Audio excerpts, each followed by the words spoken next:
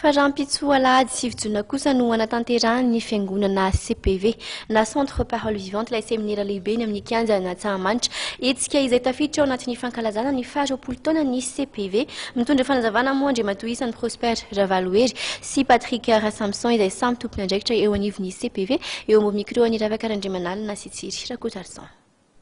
Rapitra zany moa ilay fotoan-dehibe mihitsy iarahantsika Antsahamanitra alahady izy io maraina amin'ny sivy amin'ny hariva amin'ny ray ora sasany fotoan-dehibe iarahantsika amin'ny CPV ary ny asan'ny CPV atsika rehetrarehetra mitondra ny ten'Andriamanitra dia ny Révérend Dimy Andriason izay filoha-mpanorona sady filoha-mboninahitra ny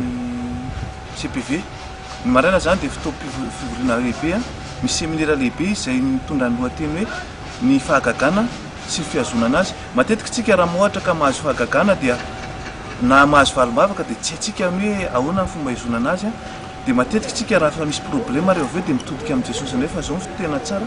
fotoana hitodiantsika amin'ny Jesosy zao dia fotoana hiazonantsika an Jesosy hoe atraiza ny fahasoavana azonao amin'ny Jesosy fa mbola afaka ampitomboan'i Jesosy foana ny fahasoavana. Isaorana ny tompo fa tanteraka ilay fotoanantsika Rapitso miandry ianao ny tompo amin'ilay fotoana mahafinaritra be ao Antsahamanitra io Rapitso azadiny maraina miaraka amin'ny Centre Parole Vivante sy Révérend Dimy Andriason araka ny teny namako teo fa ny hariva fety be fiderana fanandratana ny tompo irahantsika amin'ireo mpanakanto ara-pilazany tsara Melky iraman'i Jesosy sy teny efa fantatrao ao koa ny groupe tanjona ao ma ny groupe Zara